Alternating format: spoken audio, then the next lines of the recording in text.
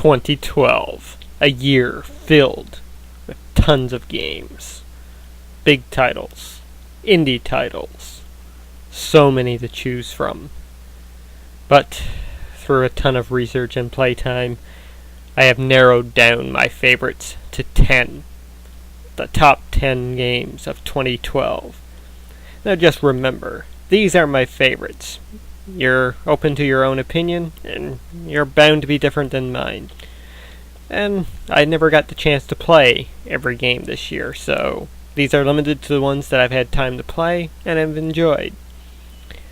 And just one other note I want to make, picks number 9 and 10 were kind of randomly drawn. I came down to about 5 games that I wanted to include in the top 10, but I couldn't make a choice, so I drew number 10 and number 9 out of a hat.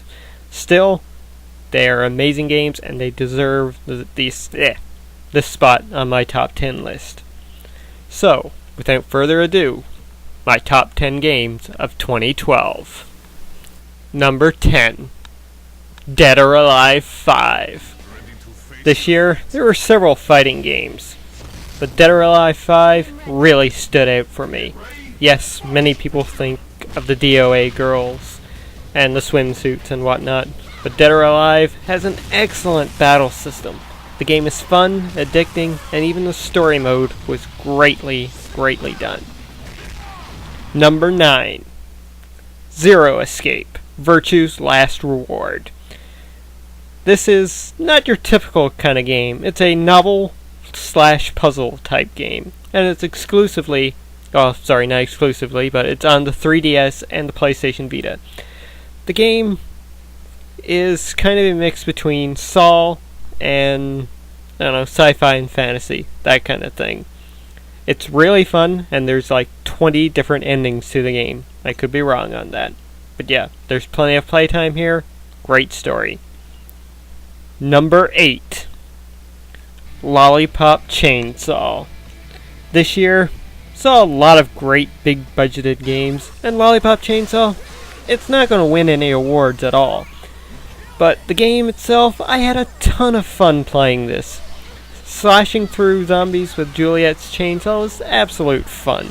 And the story's great too. It's comical. It's B-level humor, or B-level movie humor. It's great, it's fun, and it's the most vulgar game you'll see all year.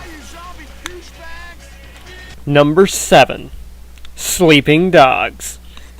Now this game really did come out of left field for me.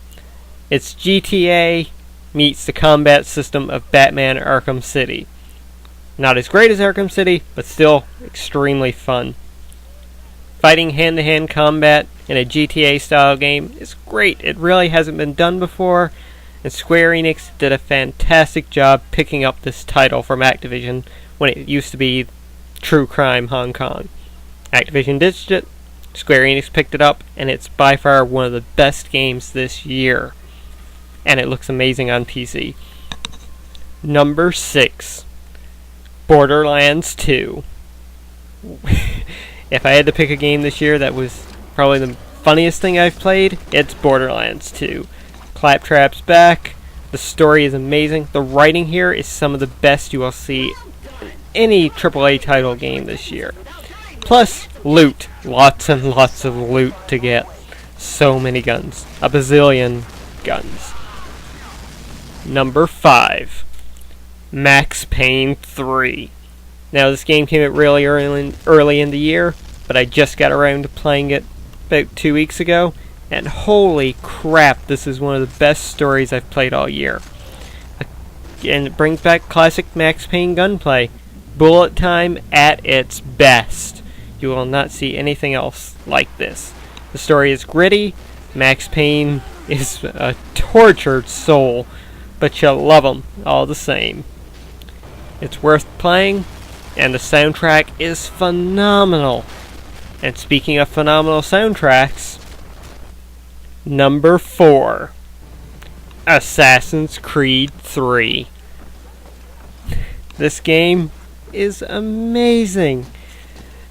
It really brings back the Assassin's Creed franchise to its best. Just like 1 and 2 Assassin's Creed 3 drops you in a brand new location in time. This time the Civil War. Sorry, not the Civil War. The America's Independent Revolution. The American Revolution, sorry. I'll get my words straight in a moment. But yeah, Assassin's Creed 3 is great. The soundtrack is also one of the best I've heard in recent memory. It's probably my favorite now, next to Red Dead Redemption.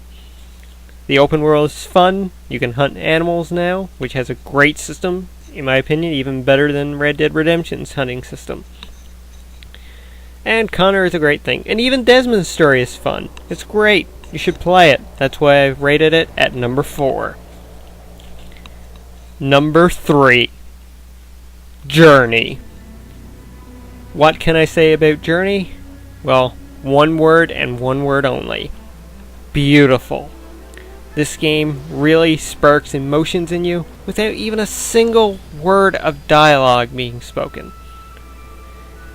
The landscape that you traverse across is amazing, and for 3 hours it will bring out emotions in you that you have never felt before in a video game.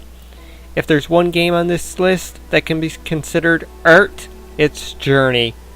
That game company did an amazing job with it, and I highly recommend any PlayStation owner to pick up this game and play it. You will not regret it, and it is well worth $15. Number 2. XCOM, Enemy Unknown. If I had to pick a game this year that I will continue to go back to and play for days on end, for months to come, it's going to be XCOM, Enemy Unknown. A little side note, I've got a little Let's Play series going on it, if you want to go see me play it, so, shameless self-promotion right there. But the game is great. It brings back classic XCOM to a new generation. Strategy games has never been this much fun, at least for me. It has aliens and plasma weapons. What else do you need? Really? And number 1.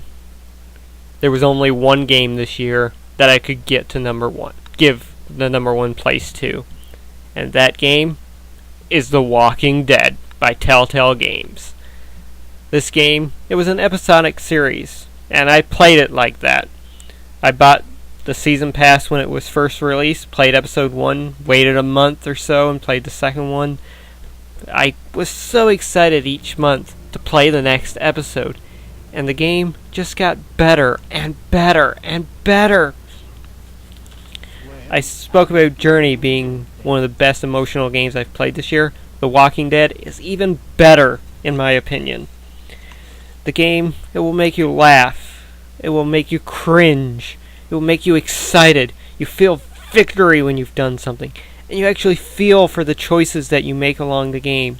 Did you do the right thing? Did you do the wrong thing? Should you have lied to this person? Should you have told the truth? It's these things that make you want to go back and play it again to see what would have happened. And choices that you make in the first game do affect you straight across the whole series. Characters remember things. When I was playing episode 4, I had characters remembering stuff from what I did to them in episode 1. It was like, you were there for me back then, so I'm here for you now. It was great. Absolutely great. And it's the only game this year that really did bring tears to my eyes. If you play episode 5 and you don't at least feel like crying, well, you've got a heart of steel there, my friends. Because this game will tug at your heartstrings every inch of the way. For Clementine. Really. This game deserves Game of the Year awards, in my opinion. It really does. And guys, that's my top 10 list. So it's just a little rundown. Dead or Alive 5, Zero Escape, Virtue's Last Reward, Lollipop Chainsaw, Sleeping Dogs, Borderlands 2, Max Payne 3, Assassin's Creed 3, Journey, XCOM Enemy Unknown, and The Walking Dead. Now I did play a lot more games, but they couldn't make it onto the top 10. Some of these include Hitman Absolution, WWE 13, Kingdoms of Amalur Reckoning, Sign Mora, Dear Ishtar, Paper Mario Sticker Star, Pokemon Black version 2, Hotline Miami, and Hyperdimensional Neptunia MK2, among many others that I have but have not been able to play yet. And of course there's, well, that I've played but couldn't make the list.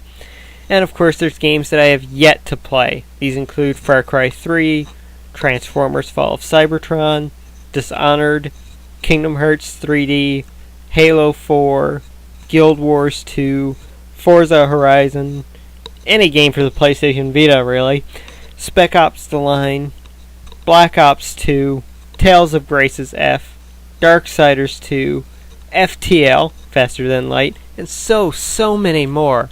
This year was filled with many great games. Many great games that came from indie developers. So, yeah, it's not only the big guys anymore that really deserve recognition for great games. Because a lot of these indie developers, they're making great new exciting experiences. And in cases like Journey and The Walking Dead, beautiful games that will tug at your heartstrings and that you will remember for years to come. So guys, that's my top 10 for this year. I hope you enjoyed listening, and I'd love to hear what your top 10 games this year are. So sound off in the comments below. Let me know what games were your favorite this year. Hell, even make a video response to this video saying which games you like. So guys, I thank you for watching. I'm LordX, and I will catch you later. Bye.